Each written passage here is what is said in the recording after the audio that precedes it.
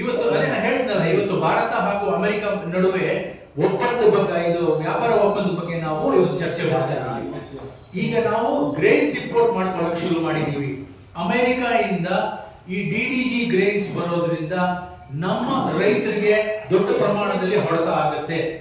ಅಮೆರಿಕದಿಂದ ಏನು ಪದಾರ್ಥಗಳು ಬರ್ತಾವೋ, ಇಲ್ಲಿ ಏನು ಉತ್ಪನ್ನಗಳು ಬರ್ತಾವೋ, ಆಹಾರ ಮೇನ್ಲಿ ಬರೋದು, ಅದ್ರ ಮೇಲೆ ನಾವು 0% ಡ್ಯೂಟಿ ಹಾಕ್ತಾ ಇದ್ದೀವಿ, ಶುಲ್ಕ 0%. ನಮ್ಮ ಪ್ರಾಡಕ್ಟ್ಸ್ ನಾವು ಏನ್ ಅಮೆರಿಕ ಕಳಿಸ್ತಾ ಇದೀವಿ ಅದಕ್ಕೆ ಇದುವರೆಗೂ ನಮ್ಗೆ ಗೊತ್ತಿಲ್ಲ 50% ಇನ್ನೂ ಇದೆ ಜಾರಿಗೆ.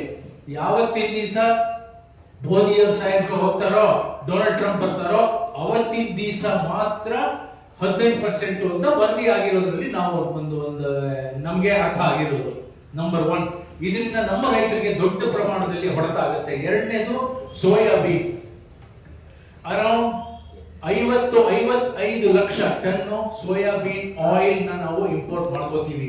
ಅದರಲ್ಲಿ 17% ನಾವಿಲ್ಲಿ ಪ್ರೊಡ್ಯೂಸ್ ಮಾಡ್ತೀವಿ, 37 ಲಕ್ಷ ಟನ್ ಅಷ್ಟು ನಾವು ಇಂಪೋರ್ಟ್ ಮಾಡ್ಕೋತೀವಿ.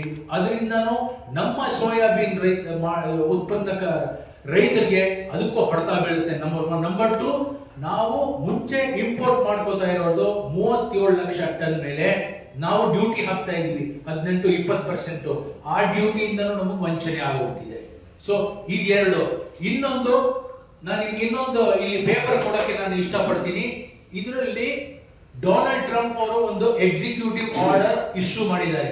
ಈ ಎಕ್ಸಿಕ್ಯೂಟಿವ್ ಆರ್ಡರ್ ಏನನ್ನತ್ತೆ, ಭಾರತ ದೇಶ ಇನ್ಮೇಲಿಂದ ರಷ್ಯಾ ಇಂದ ಕಚ್ಚಾ ತೈಲ ಆಮದು ಮಾಡ್ಕೋಕೂಡುದು ಅಂತ. ಇದು ಒಳ್ಳೆ ಒಂಥರ ಬೆದರಿಕೆ ಹಾಕಿದ್ದಾರೆ. ಏನಾದ್ರು ನೀವು ಮಾಡಿದ್ರೆ ನಾವು ಮತ್ತೆ ನಿಮಗೆ ಡ್ಯೂಟಿ 50% ಹಾಕ್ತೀವಿ ಅಂತ. ಇದನ್ನ ಮಾನಿಟರ್ ಮಾಡ್ತಾ ಇದ್ದಾರೆ ಪೀಟರ್ ನವಾರೋ, ರಾಬರ್ಟ್ ಲುಟ್ನಿಕ್, ಇಂಥವರು ಎಲ್ಲ, ಈ JD ವ್ಯಾನ್ಸ್, ಇವರೆಲ್ಲರೂ ಮಾನಿಟರ್ ಮಾಡ್ತಾ ಇದ್ದಾರೆ. ಅಂದ್ರೆ ಒಂದು ನೇರವಾಗಿ ಧಮಕಿ ಹಾಕಿದ್ದಾರೆ. ಅಲ್ಲದೆ ನಮ್ಮ ದೇಶದ ರೈತರಿಗೆ ನಾವು ಸಬ್ಸಿಡಿ ಕೊಡೋದು ವರ್ಷಕ್ಕೆ ಅವರ ಆದಾಯ ಒಂದು 70-80 ಸಾವಿರ ರೂಪಾಯಿ.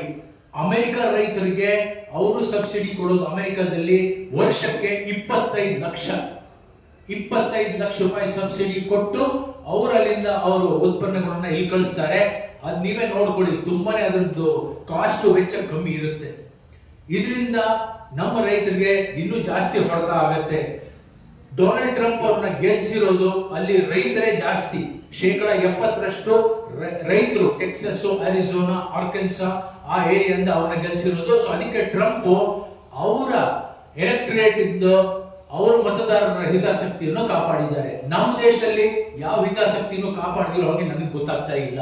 ಇನ್ನೊಂದು, ನಮ್ಮ ಟ್ರೇಡ್ ಟೋಟಲ್ ಒಂದು 47 ಬಿಲಿಯನ್ ನಾವು ಎಕ್ಸ್ಪೋರ್ಟ್ ಮಾಡ್ತೀವಿ, ರಫ್ತು ಮಾಡ್ತೀವಿ, ಒಂದು 79% ನಾವು ಇಂಪೋರ್ಟ್ ಮಾಡ್ಕೋತೀವಿ. ಸೊ ಟ್ರೇಡ್ ಡೆಫಿಸಿಟ್ ಇನ್ನು ತುಂಬಾನೇ ಕಮ್ಮಿ ಆಗುತ್ತೆ.